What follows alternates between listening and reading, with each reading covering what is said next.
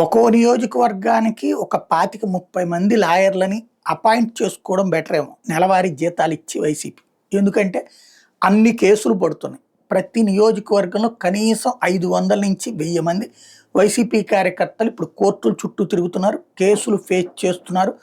అరెస్టులు, జైళ్ళు, కోర్టులు వెంటాడటం, వేటాడటం జరుగుతోంది. ఇలాంటి సందర్భంలో వాళ్ళందరినీ వాళ్ళ వ్యక్తిగత ఖర్చులతో అయితే గనక ఆ తర్వాత ఇక పార్టీల వైపుకి రావడానికి, రాజకీయాలకు రావడానికే భయపడే పరిస్థితి వస్తుంది. అలాగ రప్పించాలన్నటువంటిదే ప్రభుత్వపు యొక్క లక్ష్యం.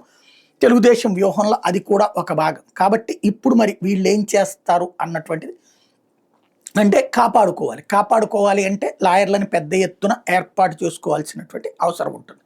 అట్ ద సేమ్ టైం మరొక వైపున హైకోర్టుల్లో, సుప్రీంకోర్టులో బలమైనటువంటి లాయర్‌లని ఏర్పాటు చేసుకోవాల్సినటువంటి అవసరం ఉంది. ఎందుకు అంటే ఏదైతే ఇప్పుడు వీళ్ళు తరపున వాదిస్తున్నటువంటి వాళ్ళకి సంబంధించి అంత బలంగా ఉందంటే చాలా బలహీనంగా ఉంది. ఇదివరకు తెలుగుదేశం పార్టీకి సంబంధించిన వాళ్ళని ఎవరిని అరెస్ట్ చేసినా సరే 41A నోటీస్ ఇచ్చేసి పంపించేయండి అన్నటువంటిది మ్యాజిస్ట్రేట్ లెవెల్లోనే జరుగుతూ వచ్చింది. దానికి అనుగుణంగా హైకోర్టులో, సుప్రీంకోర్టులో తెలుగుదేశం మంచి లాయర్లతో పిటిషన్లు వేసి ఇట్లాంటి కేసుల్లో ఇట్లా చేస్తున్నారు అన్నటువంటిది తీసుకెళ్ళి ఇక్కడ ప్రభుత్వాన్ని ఆ రోజున అడ్డుకోగలిగింది. బట్ ఇక్కడ వీళ్ళకి కొంతమంది లాయర్లని చూడగానే జడ్జిలు కూడా కాస్త జాగ్రత్తగా ఆలోచించేటటువంటి తీర్పులు ఇస్తుంటారు. అంటే పవర్ఫుల్ ఫేస్లు కొన్ని ఉంటాయి అన్నమాట. ముకుల్ రోహిత్గిలో, లేకపోతే కపిల్ సిబాల్లో, ప్రశాంత్ భూషణ్, ఇట్లాంటి వాళ్ళందరికీ కొన్ని పేర్లు ఉన్నాయి అక్కడ. దాదాపుగా ఒక 20-30 మంది పేర్లు.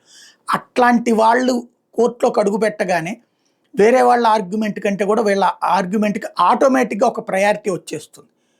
అది ఇక్కడ కీలకమైనటువంటిది. అట్లాంటి టీముని సెటరేట్ చేసుకోకపోతే కనుక ఈ నాయకులు జైళ్ళు, ఆ తర్వాత ఎప్పుడో బెయిళ్ళకే పరిమితం కావాల్సి వస్తుంది.